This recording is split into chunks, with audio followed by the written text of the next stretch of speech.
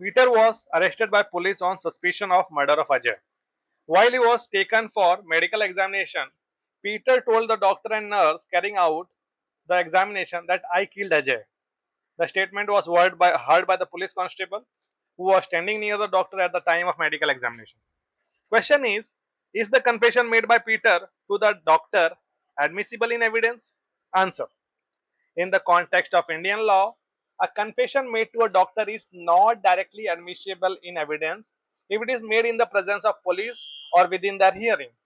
According to Section 25 of the Indian Evidence Act, a confession to a police officer cannot be proved against a person accused of any offense. However, if the confession is made in the absence of police and is recorded by the doctor, and if the doctor can substantiate it with the evidence and testify it in the court, then there is a possibility that the confession may be used against the accused. It is important to note that the admissibility of such a confession will ultimately depend on the court's discretion, which would consider whether the confession was made voluntarily, without any inducement, threat, or promise. The court would also consider the circumstances under which the confession was made and whether it was corroborated by other evidence.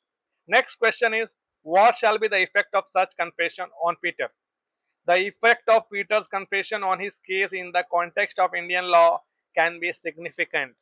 If the confession is deemed admissible, it could potentially be used as evidence against him.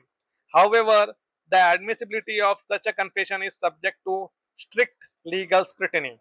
Under Section 25 of the Indian Evidence Act, a confession made to a police officer is not admissible in evidence against an accused person.